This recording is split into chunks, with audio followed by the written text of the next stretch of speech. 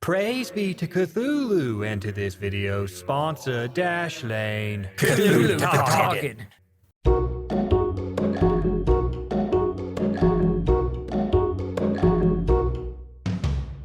Love is in the air. You can tell because the plot just came to a screeching halt. That's right, one of the most commonly requested topics is romance. So today, we will take on one of the key elements of writing a romance plotline, the love interest. Now, I won't be covering how to write a love interest for a story in the romance genre, but fear not, romance fans, those are on my list. Oh, romance novel alpha and beta males, don't you worry, it'll be your turn eventually. Instead, I would like to focus on non-romance genres and how the writers can integrate a love interest into their story with all the grace, subtlety, and elegance of a strategic carpet bombing campaign. So let's go according and introduce a love interest into our story. First, we should use our creativity, ingenuity, and careful planning to cheat and take as many shortcuts as possible. You see, I don't want to actually put a love interest into the story because romance is hard to write. However, every story must feature a love interest because every story must have a romantic subplot, no matter the genre. That means our love interest should get little to no screen time, and we should find a way to get her out of my hair ASAP. Oh no, she has been captured by the villain. How dastardly and vile of our antagonist, and convenient and effort-saving for me. This will surely ratchet up the tension while saving me the trouble of writing about the love interest, since I have reduced her to the same level of a MacGuffin. We could just replace our love interest with a briefcase and the story wouldn't be any different.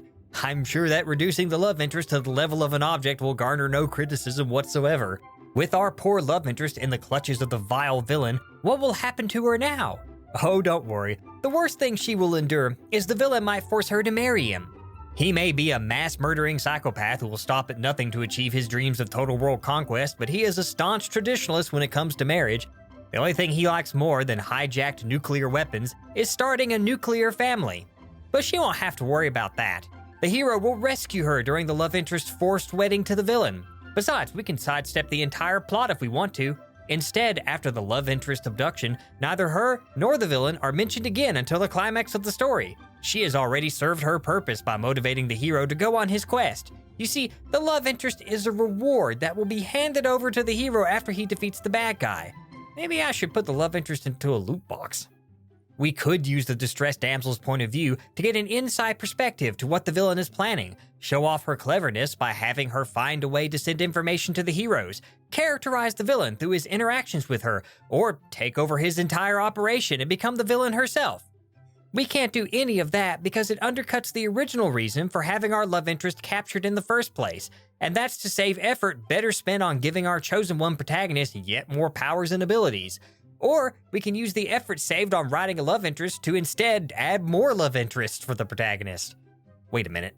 But what if a writer actually wants to include a romantic plotline in their story and not simply pay lip service to it? Well, a romance side plot needs fuel. One would think the best way to fuel the romantic side plot is to have natural and engaging interactions that showcase the chemistry that the two love interests share.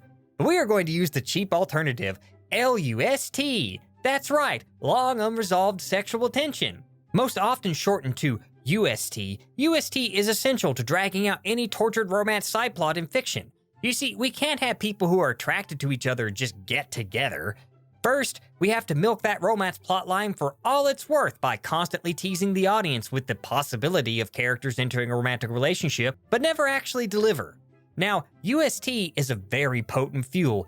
A little goes a long way, which is why a writer should just pour it on like there's no tomorrow. Max that acceleration on the UST until the red string of fate becomes a hangman's noose for the story. Make sure to constantly break up the flow of the plot to show us how the characters are pining to be together, but lack any kind of spine to actually ask the other out. Their love should gradually blossom like a beautiful ivy, a beautiful, invasive ivy that inevitably strangles everything around it as the romance side plot takes over the story. Oh no, I've gone too far. It looks like the couple might actually hook up even before the halfway point. This is unacceptable. At this rate, I might have to write an actual romantic relationship. I can't write those. I can't even maintain one of those in real life. How can I stop this UST from going too far? Better add a moment killer. Uh-oh, it looks like someone else just blundered in and ruined the moment. Thankfully, it will never occur to the eloping characters to just ask the third person to leave. The best thing about moment killers is that the writer can use these indefinitely without any repercussions, no matter how contrived the interruptions become. Comedic sidekicks are the best at ruining romantic moments, and the story's tension and like the entire story. Yeah, you little comic relief stains will get your own terrible writing advice video one day, mark my words. How else can we ruin the moment? Oh right, by getting back to the actual plot. No reason the villain can't ruin the romantic moment. It's never too late for the love interest to be captured no matter how hyper-competent she was before. A simple arm grab can disable even the most fearsome warrior woman. I feel like I'm forgetting something obvious, like what else could I do to amp up the romantic side plot? Surely there is something, like an obvious reoccurring gag that I could use? I can't think of anything. Oh wait, I got it. I need a reason to pair off the side characters. The story is nearing its end, so I better pair the spares. Did any of these couples share even a single scene together? Did any of these last-minute matchups share even a drop of chemistry? Well, it doesn't matter. Hit 'em and ship 'em. No time to worry about anything else. Now, foolish writers may question the need for the story to have a love interest at all. Is the teenage protagonist too emotionally immature to handle something as complicated as a romantic relationship? Our protagonist needs to master their magic powers before evil destroys the world in mere days. I'm sure we can pencil in a date in there somewhere. Every story must feature a love interest, no matter how much it detracts from the main story. But let's be honest, I'm just stalling because I don't want to actually commit to resolving my romantic side plot for the love interest for fear of angering fans. When a writer finds themselves in this position, the best thing to do is to simply not resolve any of the romantic pairings. That's right, all the characters are still in relationship limbo by the end of the story. Not like this will utterly infuriate anyone invested in the outcome of the romantic pairing. A writer cannot for sure pair off the characters until near the end of the series, so we can keep running the story off UST indefinitely.